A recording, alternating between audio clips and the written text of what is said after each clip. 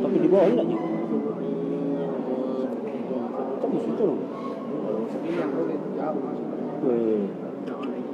Sampai putus itu nggak terasa, putus sudah. Kan uratnya ini Terasa.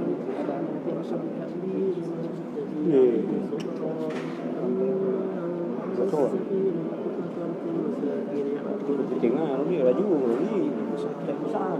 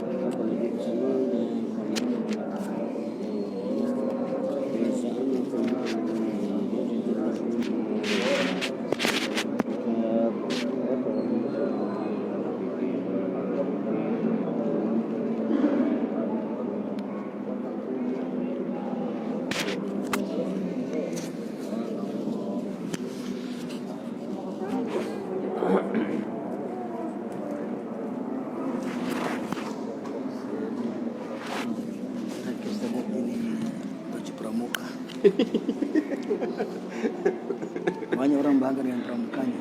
Apa itu? Banyak orang bangga dengan pramukanya. Maksudnya? Pramuka? Pramuka. Ini istrinya Suharman. Ini karena jiwa kepramukaan yang muncul. Tahu juga. Ada istrinya Suharman. Banyak lah. Oh, langsung Dek. Belum ada kau pikirkan.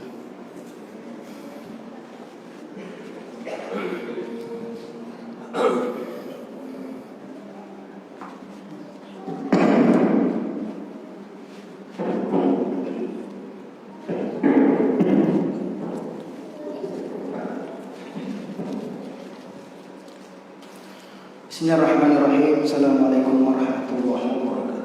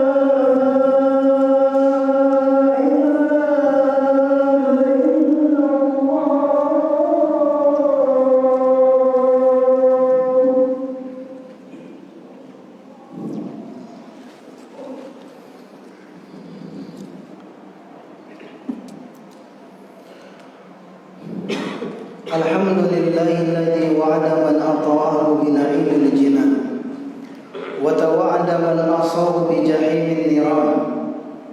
Ahmaduhu subhanahu wa ta'ala wa ashkuruhu wa astaghfiruhu wa atubu ilaih. Wa asyhadu an la ilaha illallah wahdahu la syarika lah, ilahul awwalin wal akhirin.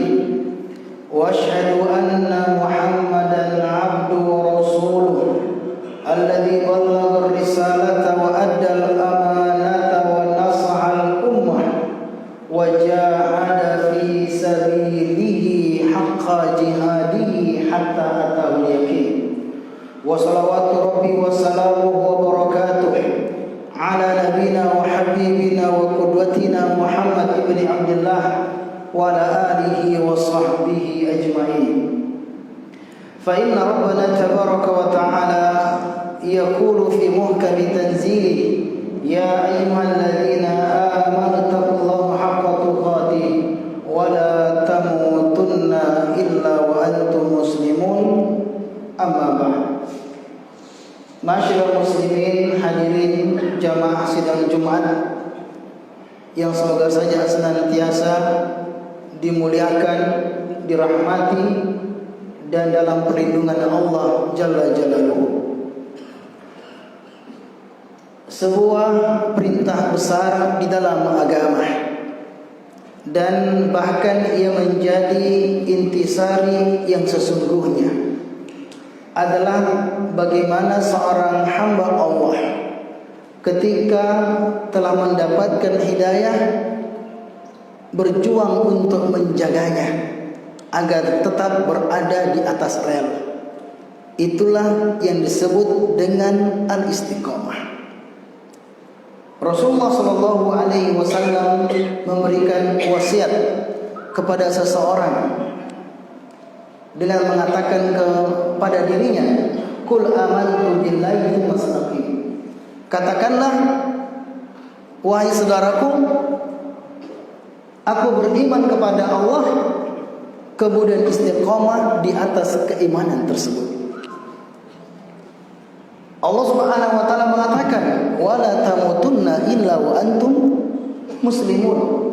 Dalam perjalanan kehidupan yang dinilai, yang menjadi ukuran engkau bertahan di atas keimanan tersebut sampai tutup usia. Wa'bud rabbaka hatta ya'tiyakal yaqin.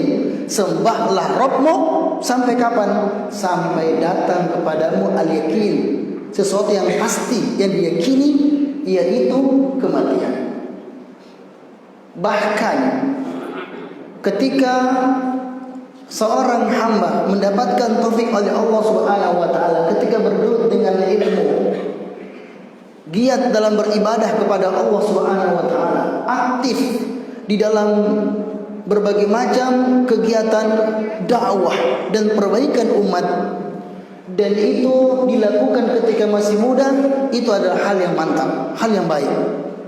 Namun ketika dia mampu bertahan sampai akhir perjalanan kehidupannya, maka itulah yang disebut dengan karomah yang sesungguhnya. Karomah adalah kejadian luar biasa, sesuatu yang luar biasa yang Allah berikan kepada hambanya selain para nabi. Itu istilah karomah. Kejadian-kejadian yang khariqul adah, kejadian yang luar biasa. Namun para ulama kita ketika membandingkan karamah-karamah tersebut, maka karamah yang paling tinggi, karamah yang menjadi puncaknya adalah ketika dia bisa istiqomah.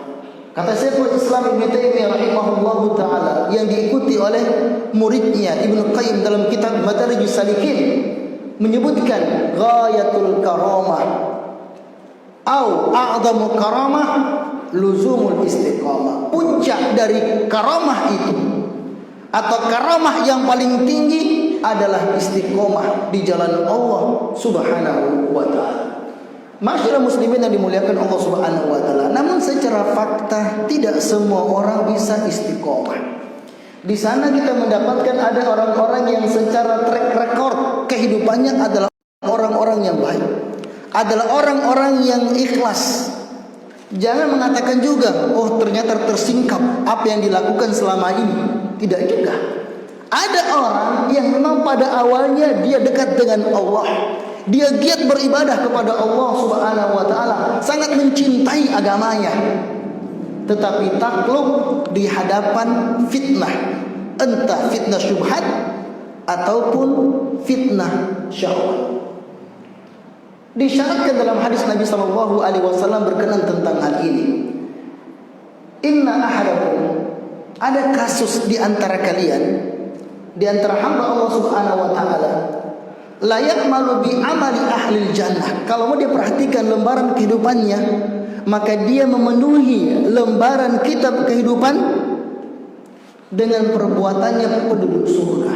Salat, puasa, sedekah, nuntut ilmu, berdakwah. Hatta ma yakunu bainahu wa bainaha, hatta ma yakunu bainahu wa baina illa dhira. Bahkan kalau hitungan matematisnya, kalau mau dilihat dari amalan, ya produktivitas amalan yang telah ia kerjakan dengan surga, itu sudah sangat dekat. Ya, dikatakan sangat dekat dengan surga, sahasta saja, sangat dekat. Tapi di akhir kehidupannya terjadi perubahan. Fayasbiqu alaihi alkitab, fayamalu bi amali ahli an-nar fayadkhuluha. Pada akhir kehidupannya kemudian dia terlempar, terpelanting sehingga mengerjakan amalan-amalan dari penduduk neraka, dan endingnya, ujungnya dia dimasukkan oleh Allah Subhanahu wa taala di dalam jurang api neraka. Imam Al-Qurtubi rahimahullahu taala memuat sebuah bab dalam kitabnya berkenaan tentang su'ul khotimah, orang-orang yang mati dalam keadaan buruk. Wa annal a'mal bil khawatim, yang menjadi ukuran adalah ending akhir daripada amalan tersebut. Ternyata belum menyebutkan kisah yang begitu banyak, bukan orang yang awalnya buruk sampai akhir, bukan orang yang digambarkan orang yang tetap dalam keburukan dari awal kehidupannya sampai ia mati. Ternyata belum menggambarkan untuk menjadikan sebagai pelajaran agar kita tidak terlena. Belum menggambarkan tentang kisah-kisah orang-orang yang hebat, orang-orang yang baik, orang-orang yang pada dirinya terdapat nuansa ibadah kepada Allah Subhanahu wa taala, tetapi akhir-akhir kehidupannya dia tidak bisa bertahan ketika terkena serangan dari pintu fitnah maupun dari pintu syahwat. Sudah sering kita mendengarkan berkali-kali ya tentang seorang muazin 40 tahun lamanya, usianya sudah cukup tua, 40 tahun dia azan. Bagaimana dengan usianya? Tetapi dengan kondisi tersebut ternyata dia juga bisa terkena dengan fitnah wanita, bahkan menggadaikan agamanya sampai endingnya perempuan tidak dia dapat, agamanya juga dia tinggalkan, sampai jasadnya dilemparkan di tempat sampah. Sementara dia sudah 40 tahun mengumandangkan azan dan dikenal sebagai ahli ibadah.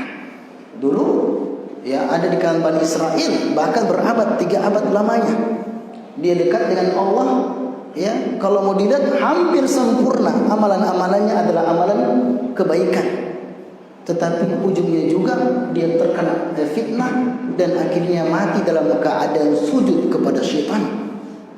Dan kemudian ketika janji syaitan itu diingkari, sujud kepadaku sekali saja saya tolong kamu, ternyata kepalanya dieksekusi, ia terlepas dari jasadnya, dan ternyata setan pun tidak menolongnya dan berlepas diri daripada apa yang telah ia lakukan. Maka masyarakat muslimin yang dimuliakan oleh Allah Subhanahu wa taala, maka itulah pentingnya untuk kita bisa menjaga nikmat hidayah tersebut.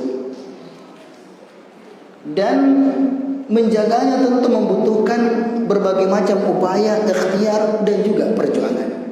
Secara ringkas ada beberapa hal yang perlu untuk kita lakukan untuk menjaga hidayah tersebut dan agar kita bisa istiqomah di atas jalan kebaikan dan kebenaran. Yang pertama adalah al-iqbal alal Quran. Kita membangun interaksi yang dekat dengan Al-Quran. Sudah sering informasi masuk ke telinga kita, sering kita dengarkan dan sering kita baca, bahkan menjadi hal yang viral, menjadi sesuatu yang sangat-sangat jelas dari sisi teorinya bahwa Al-Quran itu mudah. Qad ja'atkum mau'izatun min rabbikum wa shifaa'un lima fis sudur wa hudan wa rahmatul lil mu'minin. Sesungguhnya telah datang kepada kalian petuah, wasiat nasihat yang berharga, yaitu Al-Quran. Al-Quran penuh dengan petuah yang berharga. Dia bisa menjadi obat terhadap berbagai macam persoalan-persoalan yang tersimpan dalam dada. Depresi, ya, stres, ya, kepiluan, ya, sakit hati, keperihan. Dia bisa menjadi obat dari berbagai macam hal yang tersimpan dalam pikiran dan juga dada manusia. Wahudan, dia adalah petunjuk. Warahmah, dan juga rahmat bagi orang-orang yang meyakini, bagi orang-orang yang beriman kepada Allah Subhanahu wa taala. Secara teori telah kita ketahui, secara teori kita telah pahami. Maka inilah yang akan kapan kita punya interaksi yang dekat dengan Al-Quran, yang kata para ulama maknanya adalah al-ilmu bima'anihi wal amalu bihi.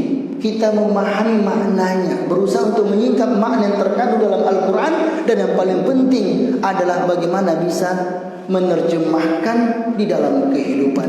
Karena kalau teori tentang Al-Quran itu hanya ada di pikiran kita, iman itu hanya ada di kepala kita, maka dia tidak akan bisa menghadirkan yang namanya istiqomah, dan juga tidak akan bisa menghadirkan yang namanya kebahagiaan. Di sana ada orang-orang yang bisa menghafal Al-Quran, ya. Orang kalau di Mesir, ya, mau lanjut S2 itu wajib hafal Quran. Itu wajib, dari sisi hafalan itu wajib. Kecuali kelompok yang dipisah, itu biasa negeri kita itu dipisah, ya. Tetapi asalnya kalau dia masuk maka dia harus menghafal Al-Quran. Sehingga muncullah di antaranya para motivator hidup. Di sana ada nama-nama ternama dari kalangan orang Islam yang retorika berbicaranya begitu luar biasa, yang dia nukilkan ayat Al-Quran, sunnah Nabi SAW, bahkan juga disebutkan ditambah dengan syair-syair yang indah, pepatah-pepatah Arab yang indah, kemudian ungkapan-ungkapan yang luar biasa. Bertahan beberapa tahun lamanya, belasan tahun lamanya, kemudian terdengar berita kalau dia karena tekanan hidup dan depresi yang berat, dia masuk rumah sakit jiwa. Rumah sakit jiwa, ya, orang yang sering tampil di panggung memberikan motivasi kehidupan, ternyata dia mengalami depresi berat dan masuk rumah sakit jiwa. Dan bukan satu dua orang, ada berapa orang yang mengalami hal tersebut. Secara dunia karirnya hancur, kemudian dia mencampakkan dirinya. Alhamdulillah sebagian mereka kembali, akhirnya tobat dan kembali kepada Allah Subhanahu wa taala. Tapi pelajarannya apa? Yang dimaksudkan dengan al-iqbal al-Quran, ya, kita menghadapkan diri kita dengan Al-Quran adalah ya bagaimana kita membangun interaksi yang baik. Nasihat yang berharga dari seorang Mustafa Al-Adawi di dalam sebuah tulisan beliau, hakada alamatil hayah, beginilah hidup mengajarkan kepadaku.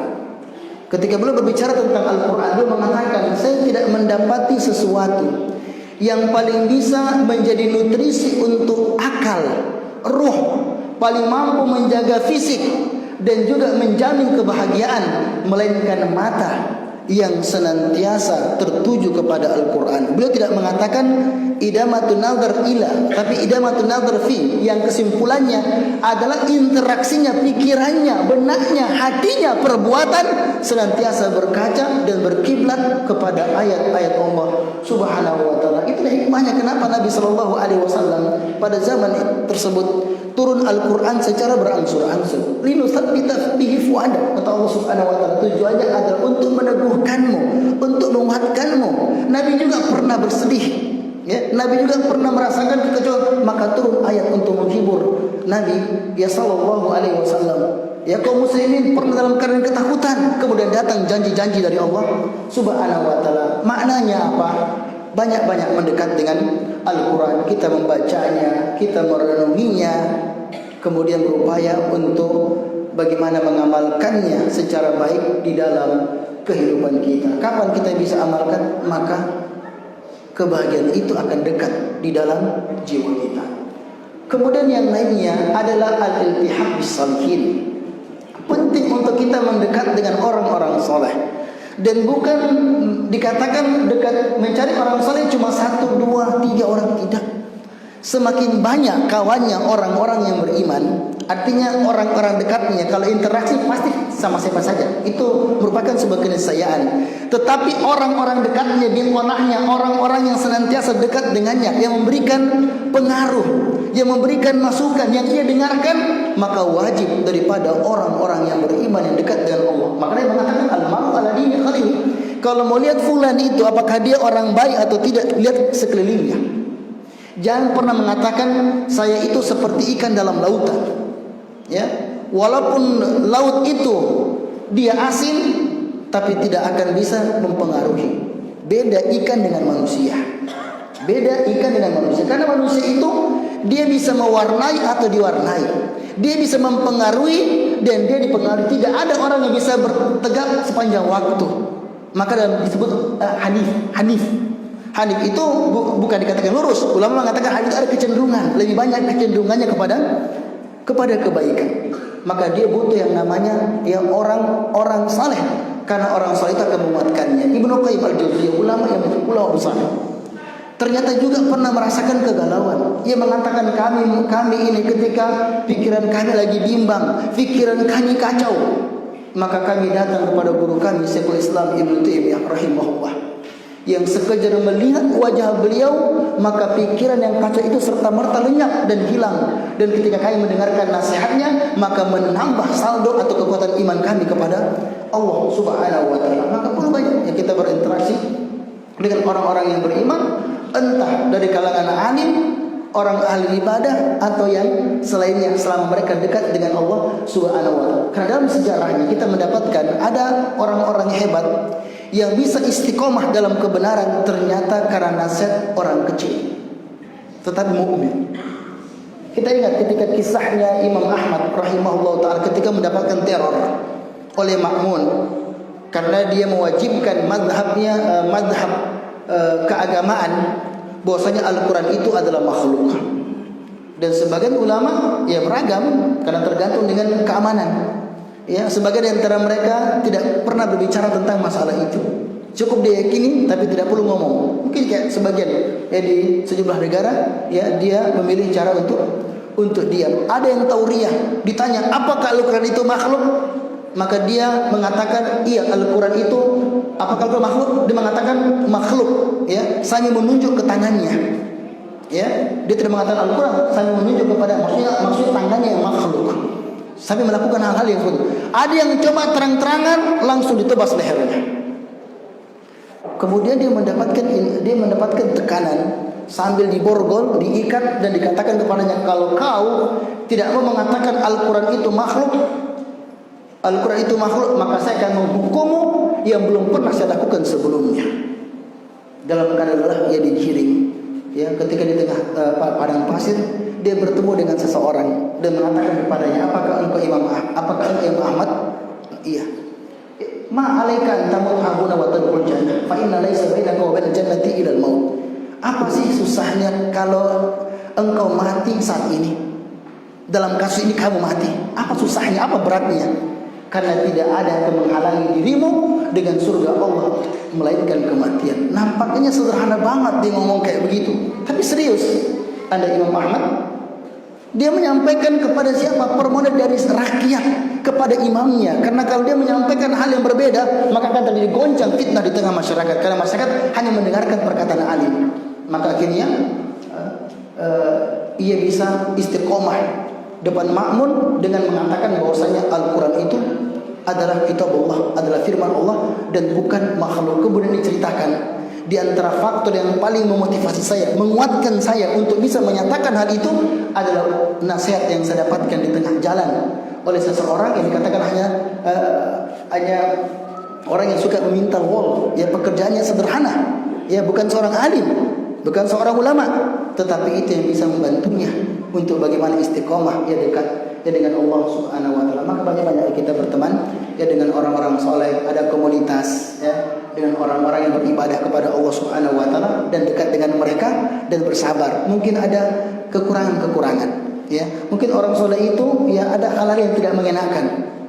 Itu keniscayaan dari seorang manusia. Tapi kata Allah, wasbir nafsaka, bersabar ya bersama dengan orang-orang yang yad'una rabbahum bil ghadati wal asyi, ya mereka beribadah kepada Allah Subhanahu wa taala sepanjang waktu.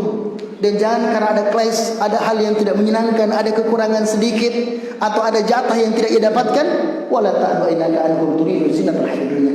Dan jangan kamu palingkan matamu dari mereka, tinggalkan mereka lantaran untuk mendapatkan bagian-bagian dari dunia. Jadi masyarakat muslim berwarta, poin yang kedua ini adalah bagaimana kita berupaya untuk memperbanyak dari orang-orang yang saleh, karena akan memberikan manfaat dalam kehidupan dunia dan saling tolong-menolong kelak pada hari kiamat. Karena pada hari kiamat ada para besti itu, orang-orang dekat, ternyata misalnya luar biasa. Idh yahtasimun, mereka masuk neraka bersama dengan iblis ajmaun. Iblis dilemparkan dalam neraka, bergabung juga dengan mereka. Kemudian mereka bertengkar. Dan salah satu di antara mereka mengatakan, famalana min syafi'in wala sadiqin hamim.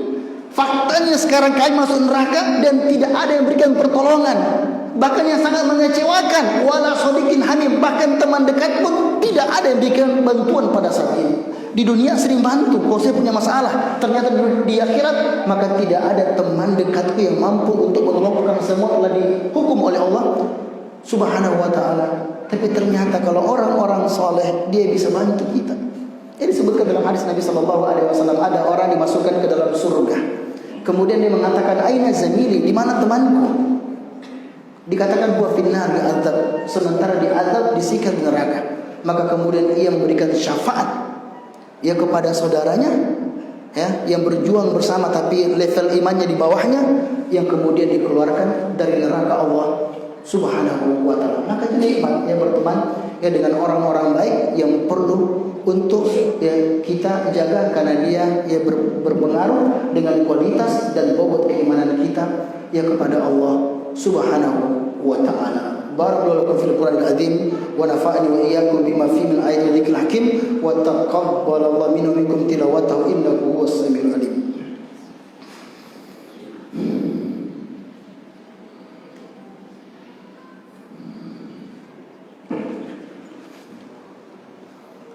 Alhamdulillah ala ihsani wa syukru lahu ala taufiqihi wa azimi lutfi imtinani.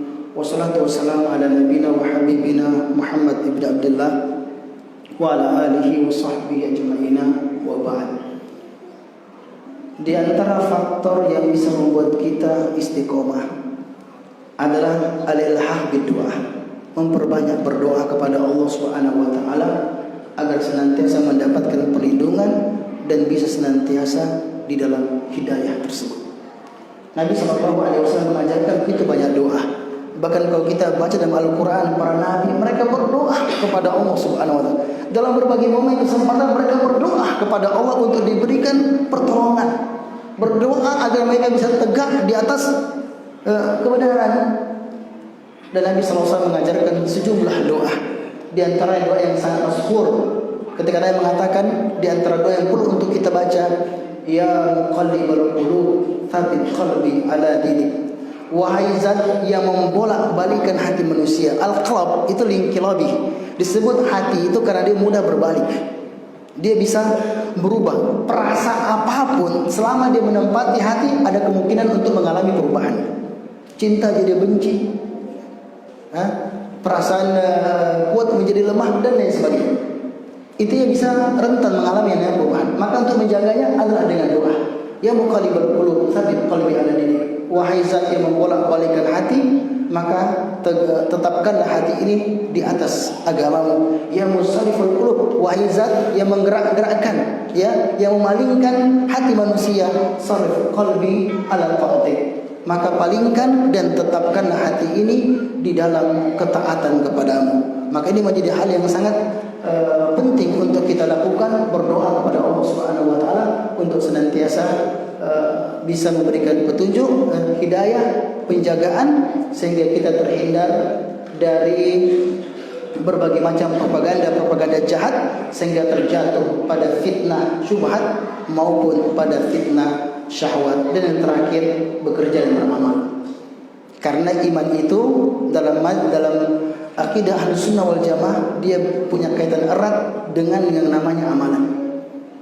Innahum fitnatun amanu bi rabbihim wa zidnahum huda.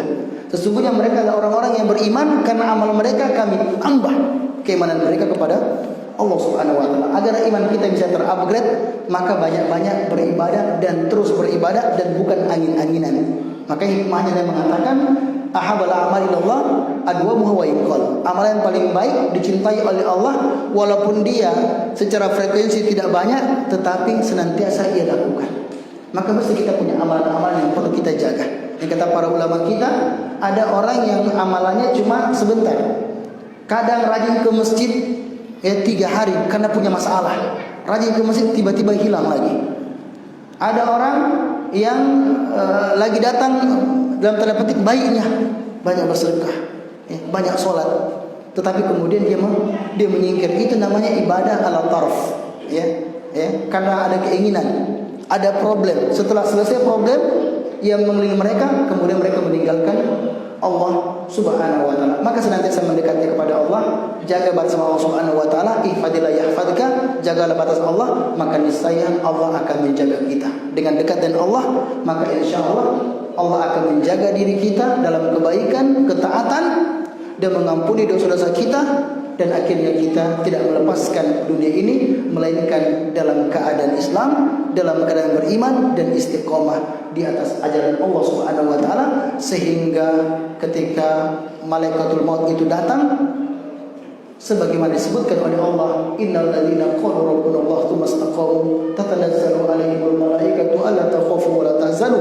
wa abshiru bil jannati allati kuntum tu'adun. Sesungguhnya orang-orang yang mengatakan Tuhan kami Allah, kemudian mereka istiqomah dengan ucapan mereka, ketika akhir hidupnya akan turun malaikat pencabut nyawa dan mengatakan kepadanya, kamu tak perlu khawatir dan takut, dan bergembiralah dengan surga yang telah dijanjikan kepadamu. Semoga Allah Subhanahu wa taala menjadikan diri kita semuanya istiqomah di atas jalan kebenaran dan terhindar dari berbagai macam fitnah yang bisa membuat kita terpelanting dan jatuh terjebak dari berbagai macam kejahatan dan dosa yang menutup ruang dan pintu-pintu hati kita untuk mendapatkan hidayah dari Allah Subhanahu wa taala. Allahumma shalli ala Muhammad wa ala ali Muhammad kama shallaita ala ali Ibrahim innaka Hamidum Majid. Allahumma barik ala Muhammad wa ala ali Muhammad kama barakta ala ali Ibrahim innaka Hamidum Majid. Allahumma aslih lana dinana alladhi huwa ismatu amrina wa aslih lana dunyana allati fiha ma'ashuna wa aslih lana akhiratana allati ilaiha ma'aduna waj'al hayata ziyadatan lana fi kulli khair waj'al mauta rahatan lana min kulli syarr bi rahmatika ya rabbal alamin. Allahumma ati nufusana taqwaha wa zakkiha anta khairu man zakkaha anta waliyuha wa maulaha. Allahumma ighfir lil mu'minina wal mu'minat wal muslimina wal muslimat al-ahya'i minhum wal-amwat innaka sami'un qaribun mujibud da'wat ya qadiyal hajat. Rabbana atina fid dunya hasanah wa fil akhirati hasanah wa qina adzabannar. Subhana rabbika rabbil izzati amma yasifun wa salamun 'alal mursalin walhamdulillahi rabbil alamin. Aqimus shalah.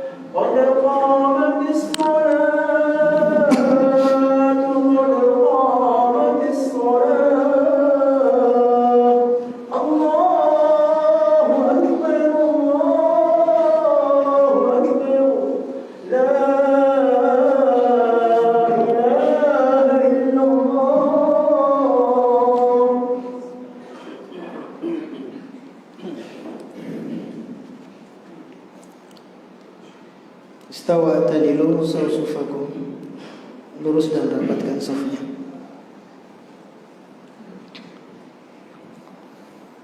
Allahu Akbar.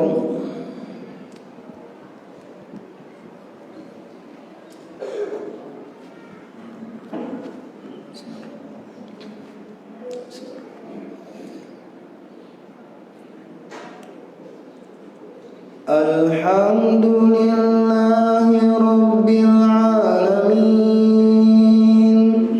Ar-Rahmanir Rahim Maliki Yawmiddin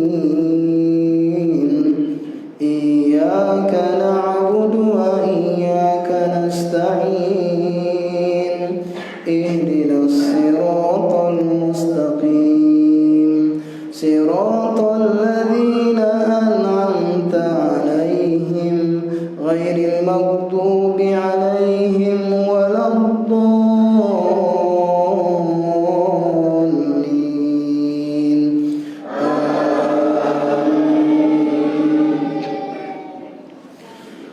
وما خلقنا السماوات والأرض وما بينهما لاعبين ما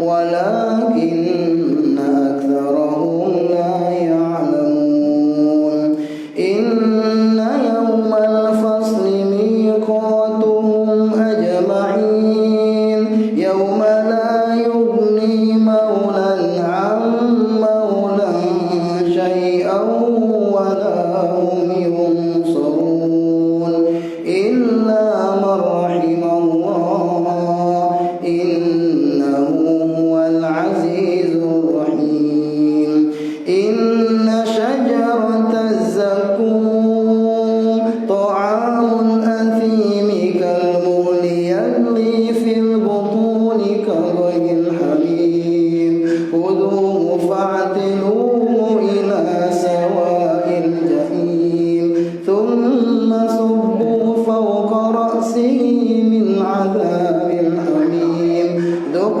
إنك أنت العزيز الكريم إن هذا ما كنتم به تمترون الله أكبر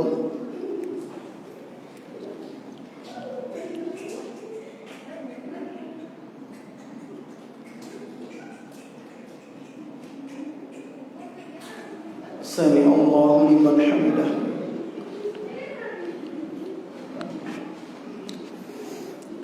الله أكبر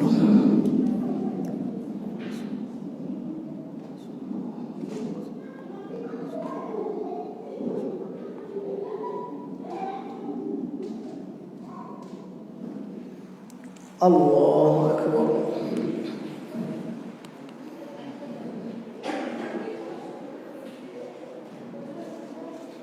الله أكبر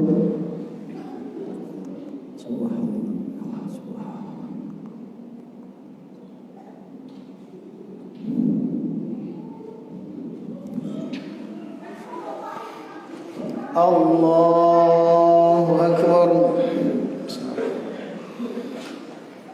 الحمد لله رب العالمين الرحمن الرحيم مالك يوم الدين إياك نعبد وإياك نستعين اهدنا الصراط المستقيم صراط الذين أنعمت عليهم غير المغضوب عليهم ولا الضالين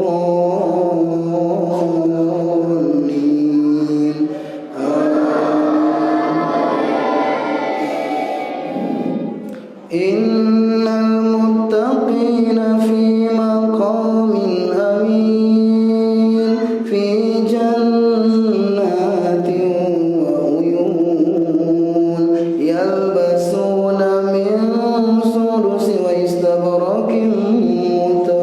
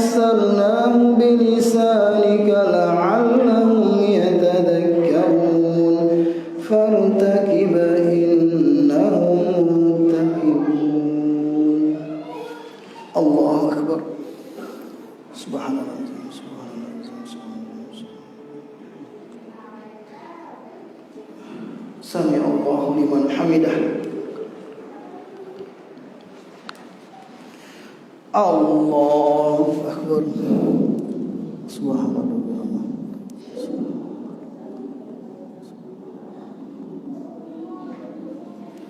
Allahu Akbar.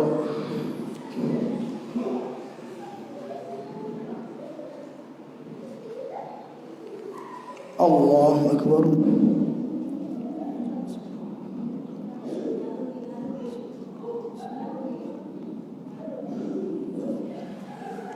Allahu Akbar.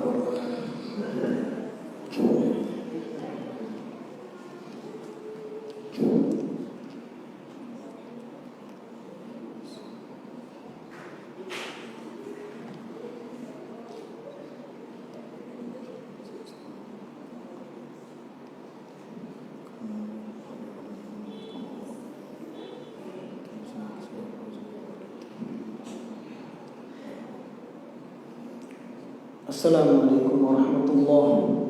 Assalamualaikum warahmatullahi. Astaghfirullah, astaghfirullah, astaghfirullah. Anta salam. Assalamualaikum.